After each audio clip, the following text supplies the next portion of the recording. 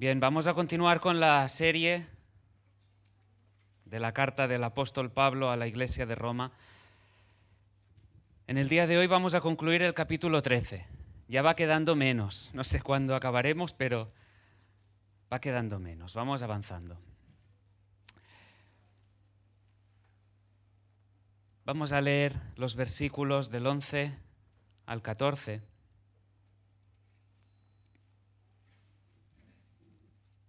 Romanos 13, versículos del 11 al 14, dice así la palabra. Y esto, conociendo el tiempo, que es ya hora de levantarnos del sueño, porque ahora está más cerca de nosotros nuestra salvación que cuando creímos. La noche está avanzada y se acerca el día.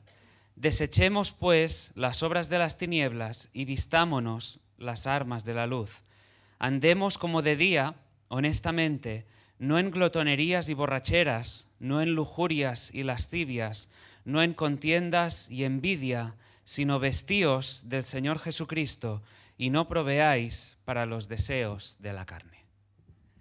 Vemos que el mensaje tiene urgencia, ¿verdad?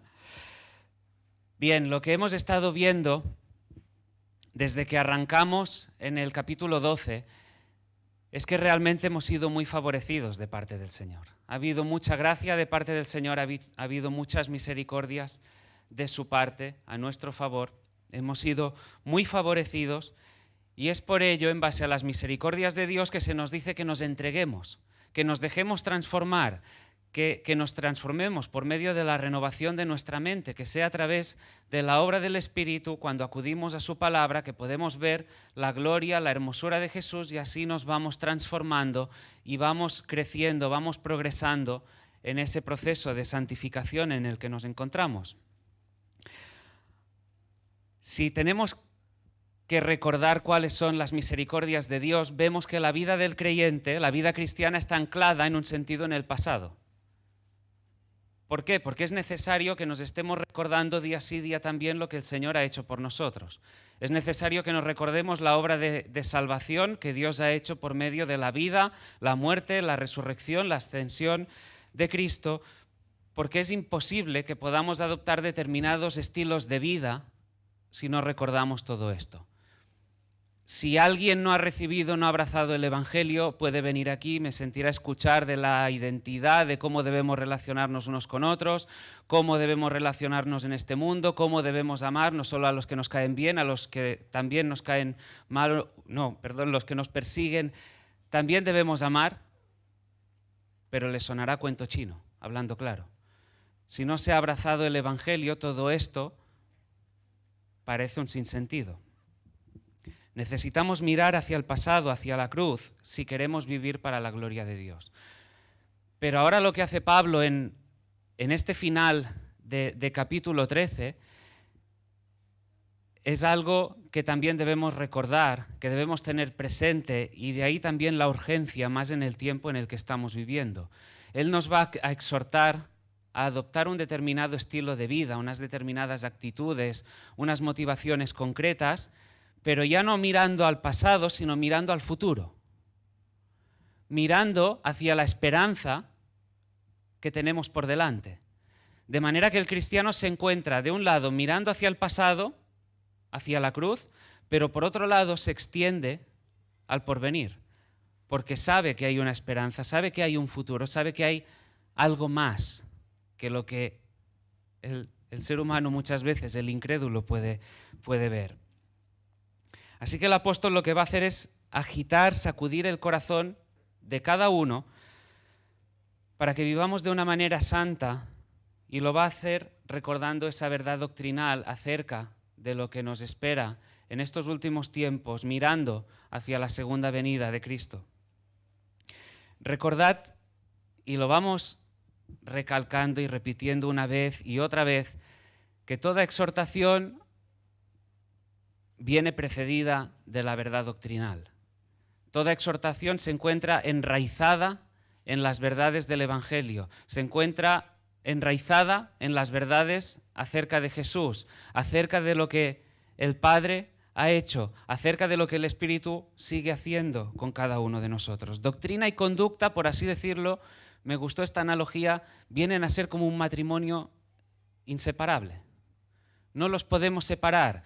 Si dejamos de lado la doctrina, la conducta va a ser, como decía, un sinsentido, resultará inútil, no va a conmover, porque es la doctrina lo que da razones, lo que da motivaciones para que podamos adoptar un determinado estilo de vida, para que queramos vivir para la gloria de Dios. Y en este sentido, cuando vemos y acudimos a este pasaje, decía, ¿dónde está fijando Pablo su atención? Muy sencillo. En estos últimos tiempos, en la era en la que nos encontramos, entre la primera y la segunda venida de Cristo, con la vista puesta en la esperanza futura que tenemos por delante. Y Pablo nos exhortará a vivir de una determinada manera pensando en esa segunda venida de Cristo, pensando en el juicio final, pensando en la glorificación que nos espera, porque hay todas esas esperanzas. Y si estás aquí diciendo que crees en el Señor y no meditas en todo esto, ponte a pensar. Acude a las Escrituras porque te hablan acerca de eso. Y Pablo nos dice que debemos levantarnos, que debemos despertarnos. El mensaje, ya veis, tiene términos que nos resultan muy cercanos. Despierta, levántate, es la hora. ¿Por qué? Porque nos dice que la salvación está más cerca que cuando creímos. Veremos qué quiere decir Pablo cuando dice esto. Pero cuando comienza el versículo 11 dice, y esto puede que esté aludiendo a lo que nos acaba de explicar en todo lo relativo al amor, puede que esté haciendo alusión a todo lo que hemos estado viendo desde que iniciamos el capítulo 12, cuando, como decía al principio, nos exhorta a transformarnos, renovarnos, no dejarnos adaptar, no moldearnos a las corrientes de este mundo,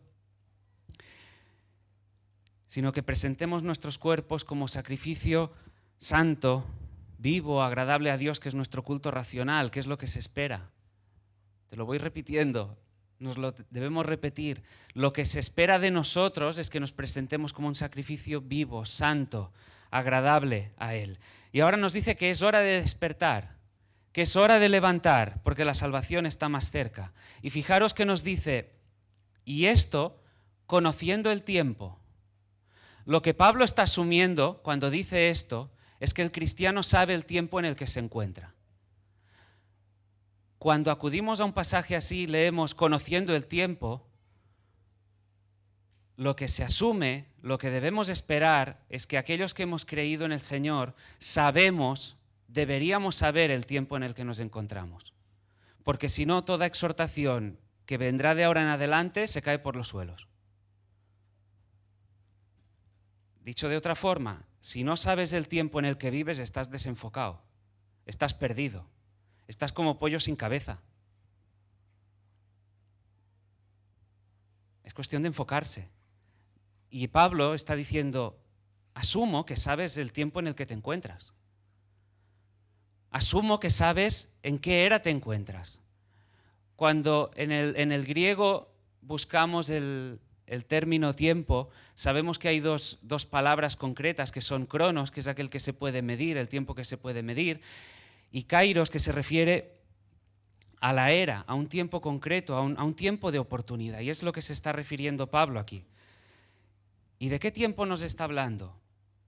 El tiempo que media entre la primera y la segunda venida de Cristo. La perspectiva del creyente en cuanto al tiempo no puede ser la misma que la del incrédulo. No puede ser la misma. Están en polos opuestos, están en las antípodas.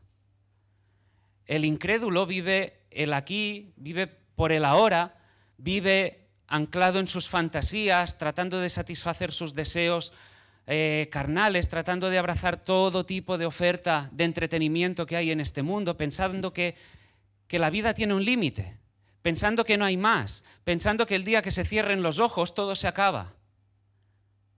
Si hay alguien que piensa así, déjame que te diga que estás muy equivocado. El incrédulo no sabe acerca del tiempo. No sabe que a menos que se arrepienta, no sabe que a menos que venga en arrepentimiento y fe en Jesús, donde está hoy es en una celda esperando la ejecución. Suena duro, escuché la frase, pero pensé, cuán acertada. A menos que se arrepienta y venga en arrepentimiento y fe, reconociendo el señorío de Cristo, pensando que está disfrutando mucho hoy, la realidad es que está en una celda esperando la ejecución, esperando un lugar de tormento, de castigo, de sufrimiento eterno. Y sabéis, esta era nuestra condición antes. El creyente estaba en esta situación antes. Estábamos en las tinieblas, estábamos en oscuridad, pero la luz vino y pudimos ver su gloria. Pudimos ver, reconocer a Jesús. La luz llegó, pero ¿ahora qué? Ahora esperamos el amanecer de la redención. El amanecer de la redención que está por llegar. Y Pablo, repito, dice, es hora de levantarnos del sueño. Es hora que despiertes. Es la hora. Es la hora. Eso es un lenguaje muy común para los padres. ¿No es así? Son las 7 de la mañana y ya toca que el niño se despierte. Y te acercas a la habitación y dices, es hora, 5 minutos, va, mandretas. Queremos ahí un poquito más en la cama. Y llega un momento que dices, es hora, te tienes que despertar, tienes que andar, tienes que ponerte en marcha, es la hora. Pues eso es lo que Pablo está diciendo. Es la hora que te levantes, es la hora que te despiertes. Hay muchas iglesias, muchos cristianos que están amodorrados, que están soñolientos, que están dormidos, que están aletargados, que están viviendo como sin más. Por supuesto hay muchas circunstancias adversas, por supuesto hay muchas tribulaciones, muchos valles por los que debemos atravesar, pero hay una esperanza. Claro que hay una esperanza. Y Pablo, inspirado por el Espíritu, te dice, anímate, despiértate, estate alerta, conoce el tiempo en el que vives y ponte en marcha. Ponte en marcha. Ahora, si alguno se pregunta por qué deberíamos despertar, ¿cuál es la motivación? ¿Acaso no estoy bien? Dice Pablo, porque la salvación está ahora más cerca que cuando creísteis. Y ahora quizá uno está pensando, a ver, ¿será que no soy salvo? No, sí. Si tú viniste en arrepentimiento y fe reconociendo el señorío de Cristo, tú eres salvo. Pero distinguimos 3 fases, por así decirlo, en el plan redentor del Señor.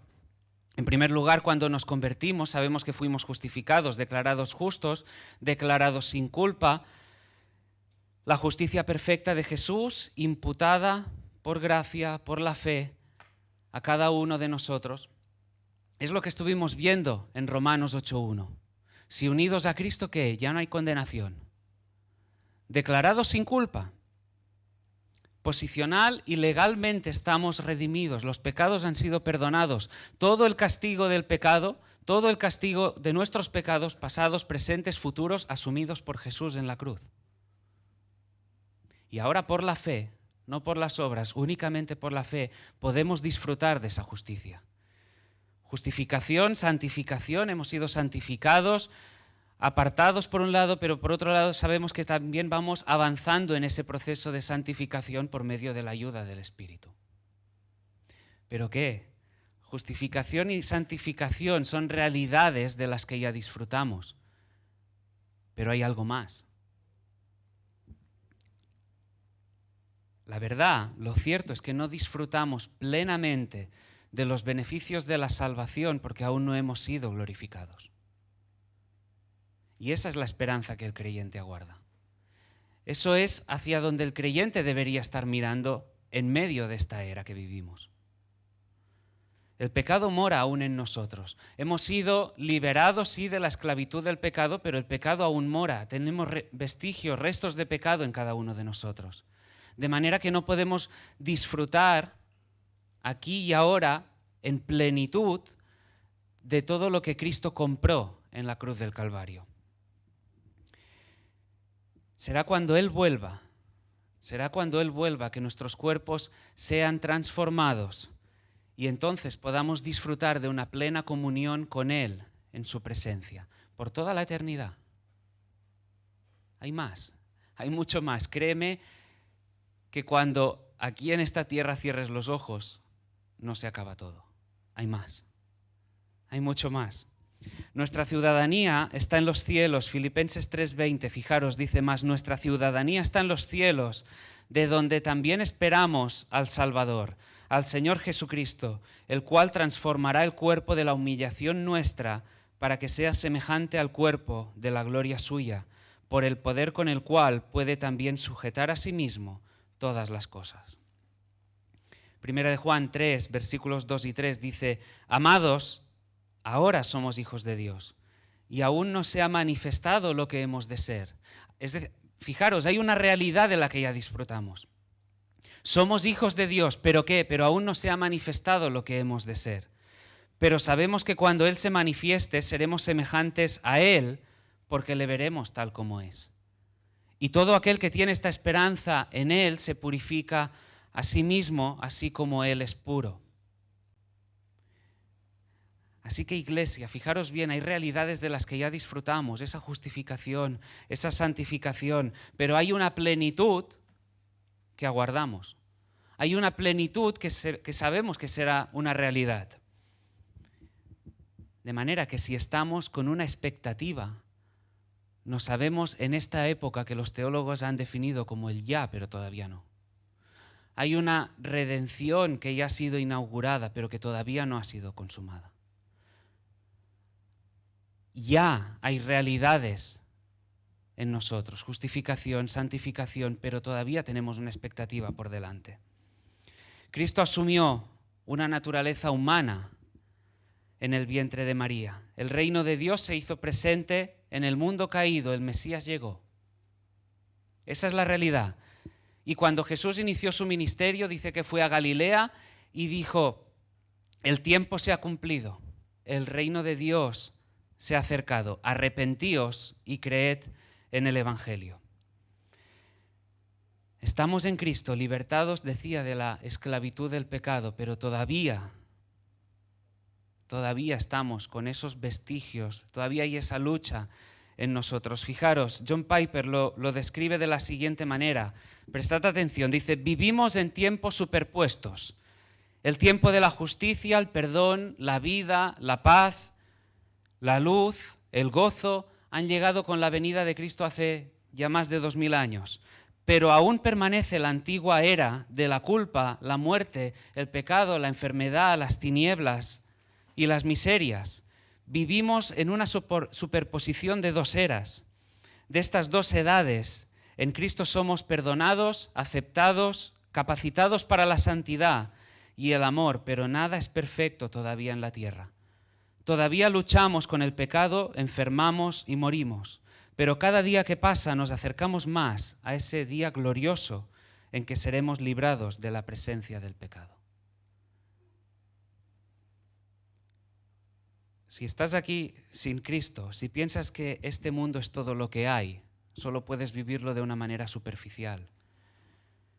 Vivirás para cosas que no perduran, para cosas que no tienen eternidad. Sin embargo, los cristianos tenemos otra perspectiva, otra forma de ver, otra forma de entender el tiempo. No sabemos de lo que ya disfrutamos por causa de esa primera venida de Jesús, pero sabemos cuál es la esperanza. Sabemos que cuando Él vuelva ya no habrá pecado, que no habrá culpa, que todo el mal desaparecerá. Ahora, tú que profesas ser cristiano, ¿tú crees eso? ¿Meditas en eso? Al final te lo volveré a preguntar. ¿Meditamos en eso? ¿O estamos tan obcecados en el día a día en hacer las cosas a nuestra manera que perdemos de vista absolutamente todo?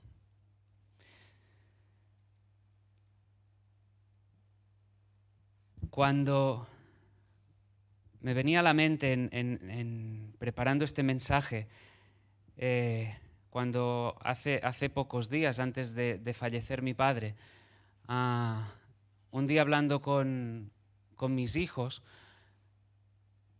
les hablábamos acerca de, a veces, ¿no?, qué expresiones surgen del corazón del creyente. Y cosas que a veces nos preguntamos, que pueden ser preguntas que surjan de un corazón incrédulo o de un corazón arraigado en la fe.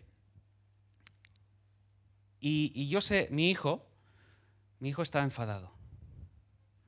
Mi hijo estaba enfadado aquellos días, pero no estaba enfadado reprochándole nada al Señor. Él decía, si me permitís decirlo así, podría decir que tendría un cabreo santo. Porque él decía, yo sé de qué es culpa la enfermedad y la muerte. Yo sé que esto es culpa del pecado. Yo sé que aquí sufrimos por causa del pecado. Y yo pensé, mira qué manera de ver las cosas de una manera bíblica. Pero es la forma de ir enfocándonos, de entender cuál es el origen de muchas cosas que vivimos. Pero después también poder mirar más allá. Yo me acuerdo, en estos últimos días estaba ahí sentado un día con mi padre y le decía, lo que estás sufriendo hoy es feo, es inesperado, todo lo que queramos decir acerca de una enfermedad como esa.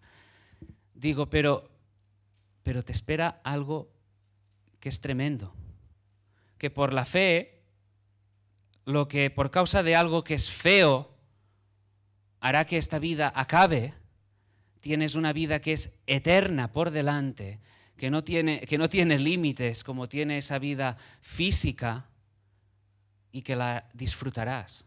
Que el sufrimiento que hoy estás experimentando acaba, que ya no habrá más dolor, que no habrá más lamento, que no habrá más nada de todo eso, sino que habrá vida, habrá placer, habrá deleite, habrá alabanza en la presencia del Señor. Y el cristiano mira de esta manera. Mira lo feo que ha venido a raíz, a consecuencia de la entrada del pecado, pero en medio de la lucha, en medio del tiempo en el que nos encontramos, mira hacia adelante. Se expone a lo que está por venir. Y ahora Pablo nos dice que sabiendo todo esto, sabiendo el tiempo en el que nos encontramos, sabiendo esa glorificación que nos aguarda, esa esperanza eterna, nos dice que tenemos que vivir de una manera concreta.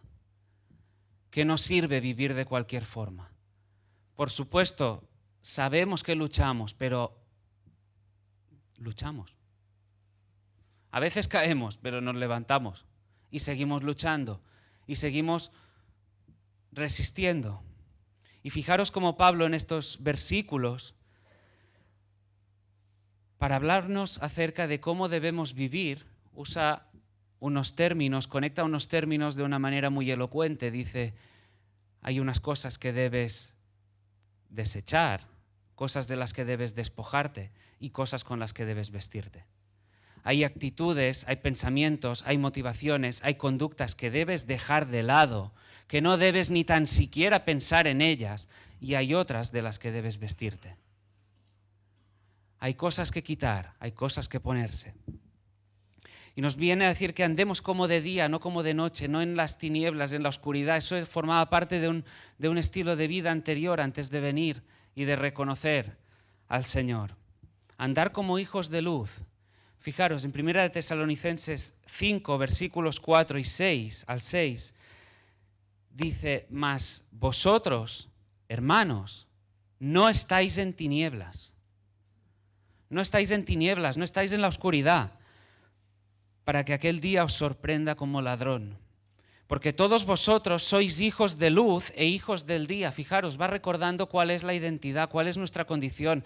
Hijos de luz, no somos de la noche. De día, no andamos en oscuridad, no andamos en tinieblas. No somos de la noche ni de las tinieblas, por tanto, no durmamos como los demás. No duermas como los demás, sino velemos y seamos sobrios. No somos de la noche, no estamos en tinieblas, no durmamos como los demás, velemos, estemos alerta, estemos pendientes, estemos despiertos, mantengamos el dominio. Dominio propio. Los incrédulos están dormidos a las verdades y realidades eternas. No pueden contemplar a Jesús y duermen al hecho de que el deleite está en Él. Sin embargo, Él que dijo, yo he venido para que tengan vida y la tengan en abundancia. Eso es lo que dijo. Así que nos debemos recordar quiénes somos, cuál es nuestra identidad y vivir a la luz de ello. Una cuestión práctica del Evangelio es que seas coherente, que seas lógico. Lo empezamos viendo en el capítulo 12. Muchos se preguntan qué es lo que se espera de cada uno, que te presentes como un sacrificio vivo, santo y agradable. Eso es lo que se espera de ti. Luego quizá ya hablaremos de otras cosas, pero de entrada que te presentes como un sacrificio para Él.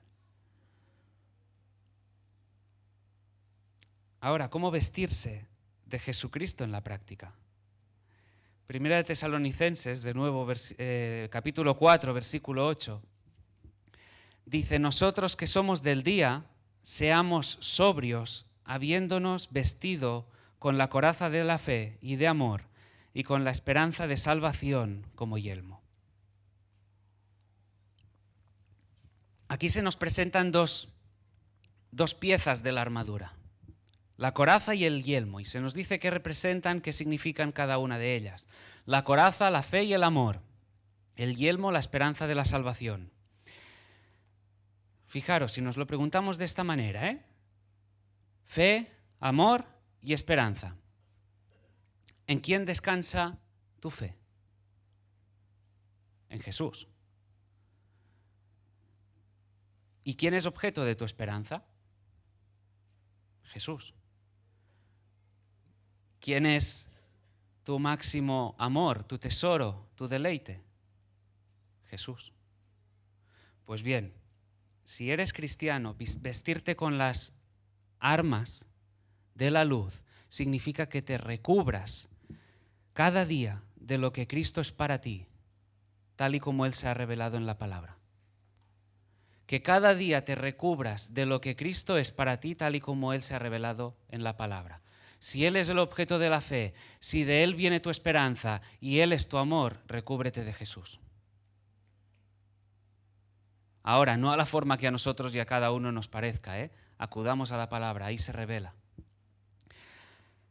John Piper lo argumenta de la siguiente manera. La fe viene por el oír. Vístanse de Cristo escuchando la palabra de Dios acerca de Cristo. La esperanza proviene de las promesas. Vístanse de Cristo recordando las promesas de Cristo. El amor proviene de la hermosura de Cristo. Vístanse de Cristo recordando su hermosura, tal y como su gloria es revelada en el Evangelio.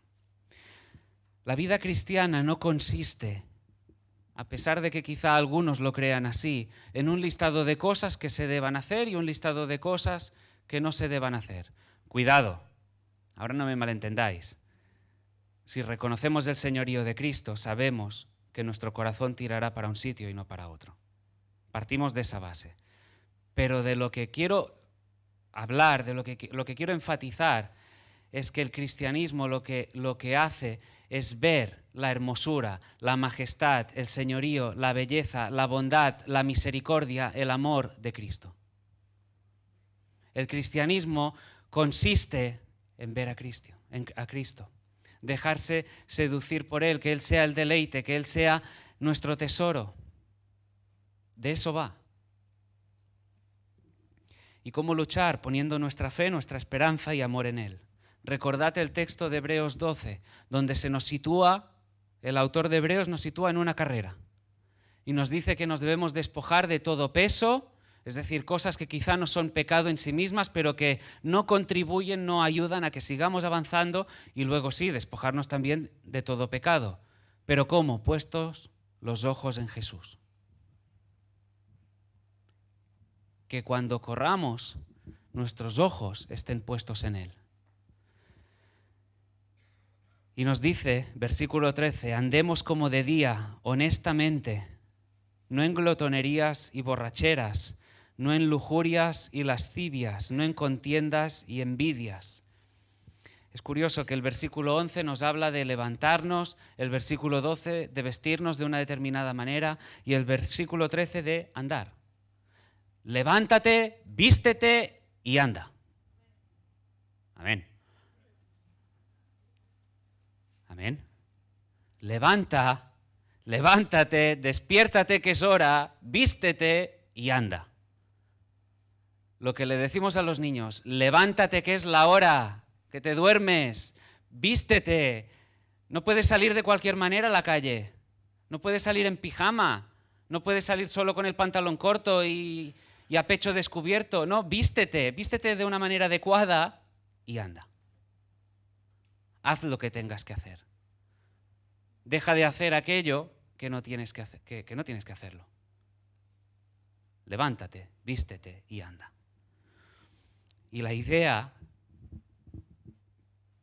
espero que no estemos dormidos, la idea es que salgamos ahí fuera y reflejemos la realidad del cambio que ha operado en nuestro corazón por causa de la obra del Señor en nosotros.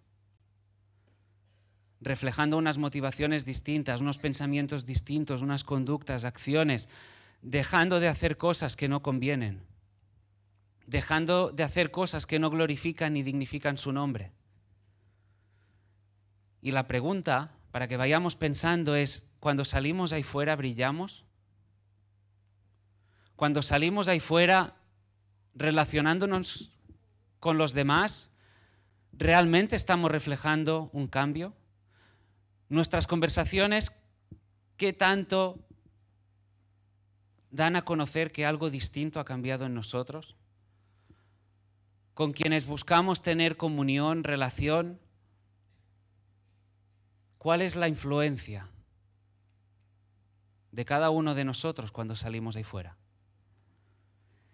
El texto nos exhorta a vivir de una manera coherente, pensando en el Evangelio, pensando en todo lo que es puro, lo que es honesto, lo que es bello, lo que es de buen nombre. Y aquí nos hace una breve lista, creo que es suficiente para enfocar. Nos dice que nos dejemos de glotonerías y borracheras, del desenfreno, del estado de ebriedad, lujurias y lascivias, lo indecente, el descontrol, el dar gratificación a los deseos de la carne, todo lo que es consecuencia de una naturaleza caída, la inmoralidad sexual, cualquiera de sus formas, adulterio, fornicación, pornografía, contiendas, disputas, riñas, todo lo que no contribuye a la paz, a estar bien los unos con los otros, todo lo que es contrario a lo que hemos estado viendo de Romanos 12:1 a que hemos empezado hoy este mensaje. Envidias, el desagrado por la prosperidad, por el bien que ha sobrevenido sobre los demás. Y ya no digo los de la calle, a veces surge un sentimiento de envidia, aún en medio de la iglesia. Dejémonos de todo esto. Desechemos todo esto. Que todo eso no encuentre cabida en el corazón. Vistámonos del Señor. No perteneces a la noche, no perteneces a la oscuridad, no eres de las tinieblas, eres del día. Así que vive conforme a tu identidad. No hacerlo es ilógico, es irracional. Es ilógico y es irracional. Versículo 14 dice, vestíos del Señor Jesucristo. Tomar las Escrituras y poner en Él nuestra fe, nuestra esperanza y el amor. Colosenses 3, versículo 12, un versículo al que hemos hecho alusión recientemente en los últimos mensajes, dice, vestíos, pues, como escogidos de Dios, santos y amados. Fijaros, cuando compartíamos acerca de ese versículo, escogidos, nos está remontando a esa elección en la eternidad pasada. Santos, separados, amados, beneficiarios de su amor, de entrañable misericordia, de benignidad, de humildad, mansedumbre, paciencia, soportándoos unos a otros y perdonándoos unos a otros, si alguno tuviere queja contra otro. De la manera que Cristo os perdonó, así también hacedlo vosotros. Y ahí vemos a Jesús, misericordioso, benigno, humilde, manso, paciente, que soporta. Mirad que nos soporta, ¿eh? Porque a veces nos rebelamos y perdona. Miremosle a Él como es, cómo se revela en las Escrituras. Y nosotros, ¿qué es lo que se nos dice? Que todo eso que caracteriza a Jesús lo hagamos nuestro. Que así como Él tiene misericordia, nosotros tengamos misericordia. Que así como Él es benigno, nosotros seamos benignos. Que así como Él es paciente, lo seamos también nosotros. Que así como Él ama, amemos también nosotros. Que si Él soporta, soportemos también nosotros. Que si Él perdona, nosotros también lo hagamos. Y todo ello, a la vez que no proveamos para los deseos de la carne. Y en este sentido, fijaros bien, no está diciendo únicamente que no lo hagas, que también, pero en el sentido más amplio al que se está refiriendo Pablo es que ni tan siquiera pienses en ello. Que ni tan siquiera estés pensando en eso, en darte ese gustazo que quizá está rondando en tu cabeza. Que ni lo hagas, ni lo pienses. Ahora, ¿cómo hacerlo? Enfocándonos en Él. Si Él es el objeto de nuestra fe, de Él viene nuestra esperanza, el amor. Nos refugiamos en Él, tal y como hemos estado cantando. Si Él es lo más grande, si Él es nuestro refugio, si Él es nuestro deleite, acudamos a Él.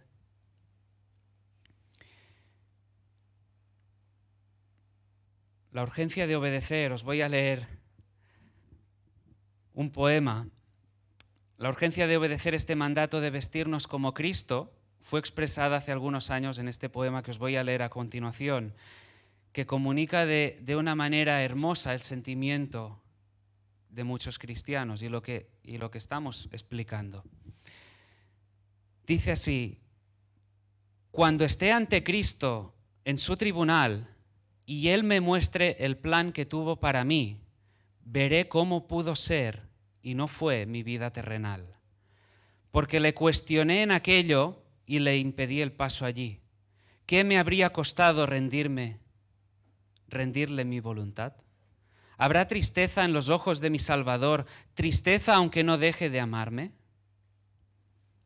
Él quiso enriquecerme y comparezco en la miseria, despojado de todo a excepción de su gracia. Y los recuerdos que arrecian cual tormenta en mi memoria recorren una senda que no puedo desandar. Y el corazón desolado se me rompe si pudiera con lágrimas que ya no puedo derramar como debiera. Me cubriré el rostro con las manos vacías e inclinaré mi cabeza sin corona ni gallardía. Oh Señor, de los años que me quedan, quiero darte lo mejor y más preciado. Toma mi cántaro, rómpelo y moldéalo en la forma que tú ya has planeado. Termino recordando la pregunta que os lanzaba antes. ¿Cuánto meditamos en la segunda venida de Cristo? ¿Cuánto meditamos en ello? ¿Cuándo estamos pensando en ese evento? Un evento que acontecerá. Hay una esperanza en ello. ¿Cuánto meditas? ¿Cuánto piensas en todo eso? Antes, mientras estábamos en la alabanza, me venía a la mente una cita que con ocasión de otro mensaje leí, que venía a decir que la presente inopia espiritual proviene de la falta de meditación, de no pensar. Y me pregunto si a veces o a menudo ocurre en nosotros que no pensamos, que no meditamos como debiéramos, que estamos tan centrados en el aquí, el ahora, la actualidad presente, que perdemos tiempo, que no nos detenemos a meditar en lo que hay por delante. Lo estemos pasando bien o mal ahora, pero sabemos que hay algo que nos espera, que hay una esperanza. Hay esperanza en la segunda venida de Jesús. ¿Cuánto meditamos en ello? Hoy está más cerca la salvación que cuando creíste. El tiempo pasa. Hoy está más cerca esa salvación, esa plenitud, esa justificación, santificación, y al final eso ya es realidad, pero hay una glorificación. Estamos más cerca de ese día. ¿Acudes a la palabra para que tu fe, tu esperanza y tu amor se fortalezca? ¿O dónde estás tratando de saciarte y fortalecerte? ¿Estás despierto o estás dormido? Esta es la pregunta del mensaje.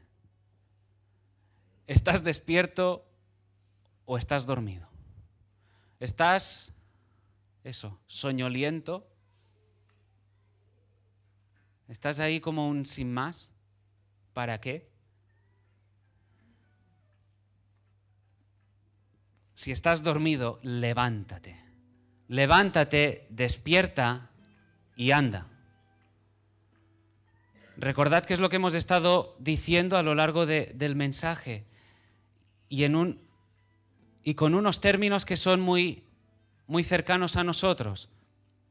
Mirad, escuchadme, no os despistéis, da igual que suene un móvil, da igual. Y no quiero poner en un compromiso a nadie, pero es que estamos cerrando. Levántate, despierta, que es la hora, vístete y anda. Levanta, despierta, vístete y anda. Y si estás más centrado en ti, pensando solo en ti, en egoísmo, ya arrepiéntete. Arrepiéntete. Fija tus ojos en Él. Levántate y anda. Que podamos poner la mirada en las cosas que no se ven, porque las que se ven son temporales, las que no se ven son las eternas. Y para acabar, decir que si estás aquí sin Cristo, dejes de soñar que lo que hoy vives es una fantasía. Si estás aquí sin Cristo, sin haber reconocido su señorío, que la salvación es únicamente por medio de la fe en Él, deja de pensar que vives en una fantasía. Deja de pensar que todo anda bien. Deja de pensar que todo estará bien.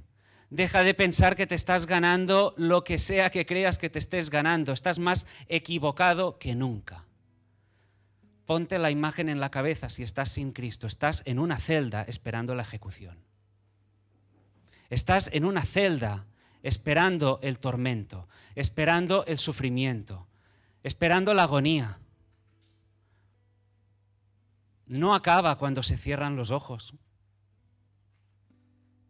No acaba ahí. No acaba ahí. Hay una urgencia, porque todo el tiempo en el que vivimos ofrece mucho y distrae. Aún a veces a los cristianos. Despiértate, enfócate.